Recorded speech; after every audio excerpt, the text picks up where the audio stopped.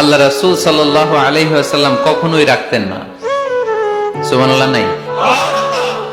আল্লাহ রাসূল সাল্লাল্লাহু আলাইহি ওয়াসাল্লাম কখনোই ওনার সাথে কেউ খারাপ আচরণ করলে উনি রাখতেন না। ওনাকে অত্যাচার করা হয়েছে, তিনি রাখতেন না। জুলুম করা হয়েছে, তিনি রেগে যেতেন না।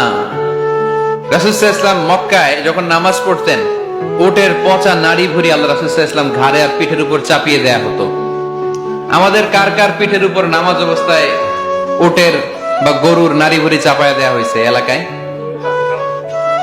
আছে কেউ? নাই। তায়েফের ময়দানে আল্লাহ রাসূল সাল্লাল্লাহু আলাইহি ওয়াসাল্লাম দাওয়াত দিতে গেলেন, নিজের লাভের জন্য না তায়েফবাসীদের লাভের জন্য? খেয়ে না খেয়ে দিন প্রচারের কাজে নিজেকে দিয়েছ বিলিয়ে, তায়েফের কাফিরেরা চিনল না সে আলো, দুষ্ট ছেলেদের পিছু দিল লেলিয়ে, পাথরের আঘাতে ক্ষত বিক্ষত হয়ে সারা শরীর থেকে রক্ত ঝরে। হে রাসূল তোমাকে ভুলি আমি কেমন করে, হাজার ব্যথা বেদনার পরে। ফিরে আসনি তুমি আপন ঘরে, দিনের আলো তুমি ছড়িয়ে দিতে, চলে গেলে মদিনায় মক্কা ছেড়ে। হে রাসূল তোমাকে ভুলি আমি কেমন করে, হে রাসূল তোমাকে ভুলি আমি কেমন করে। ঠিক কিনা? তায়েফের ময়দানে রক্তাক্ত হলেন তিনটা জায়গায়, দেখে এসেছি আমি। এখানে আহত করা হলো, আবার উঠে দাঁড়ালেন, আবার পাথর মারা হলো। কোন গায়ে পাথর মেরেছো তোমরা? এরকম সুন্দর শরীর পৃথিবীর কোন দ্বিতীয় মানুষের ছিল নাকি? এত সুশ্রী মানুষ, শুভ্র মানুষ, পরিচ্ছন্ন মানুষ দুনিয়াতে দ্বিতীয়টা ছিল না। এত নুরানি চেহারার মানুষ পৃথিবীতে দ্বিতীয়টা নাই। এই মহানবীকে ওরা পিটিয়ে রক্তাক্ত করেছে, পাথর মেরে রক্তাক্ত করেছে। 3 বার গেছি ওদের লাভের জন্য, ওরা আমারে মারলো। আহা, তারপর রাসূল সাল্লাল্লাহু আলাইহি ওয়াসাল্লাম কি রেগে গিয়েছেন? কারণ রেগে গেলেন তো হেরে গেলেন। কোনোভাবে রাসূল সাল্লাল্লাহু আলাইহি ওয়াসাল্লাম রাখতেন না। নিজের উপর অত্যাচার আসলে রাসূল সাল্লাল্লাহু আলাইহি ওয়াসাল্লাম রাগেন নাই। আনাস রাদিয়াল্লাহু তাআলা আনহু আল্লাহ রাসূলের খাদেম ছিল।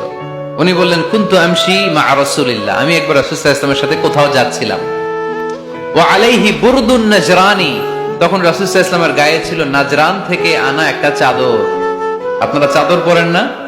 শীতকালে রাসূল সাল্লাল্লাহু আলাইহি ওয়াসাল্লাম চাদর পরতেন। রাসূল সাল্লাল্লাহু আলাইহি ওয়াসাল্লাম নাজরান দেশ থেকে আনা একটা চাদর পরেছেন, গলিজুল হাশিয়া, যেই চাদরের এই কর্নারের ডিজাইনটা ছিল খসখসে।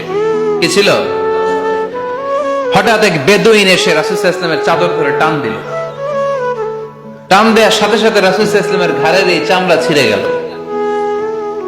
এই খসখসে যেহেতু ডিজাইন চাদরের, এই খসখসে ডিজাইন ঘাড় আর কাঁধের এখানে যখন টান খেলো, এই খসখসে ডিজাইনের দাগ বসে গেল, রাসূলের চামড়া ছিঁড়ে গেল ঘাড়ের।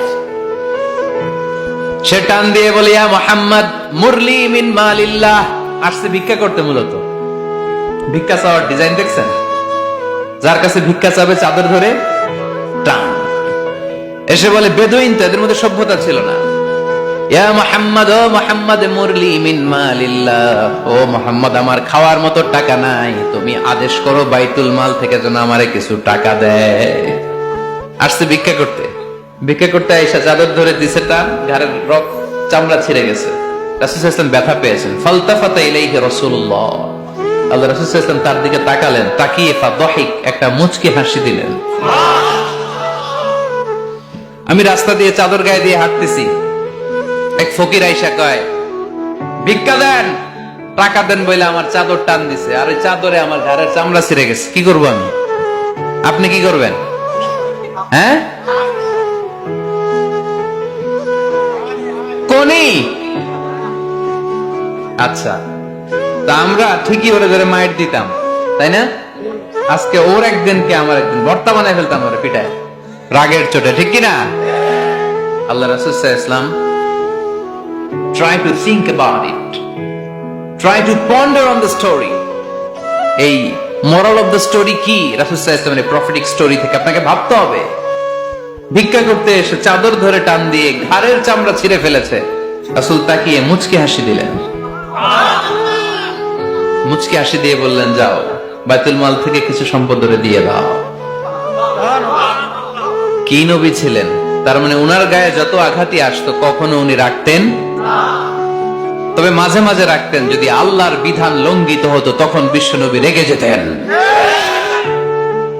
আল্লাহর জমিনে আল্লাহর বিধান লঙ্ঘিত হলে এই লোকটা রেগে যেতেন প্রিয় নবী, তখন সহ্য করতেন না।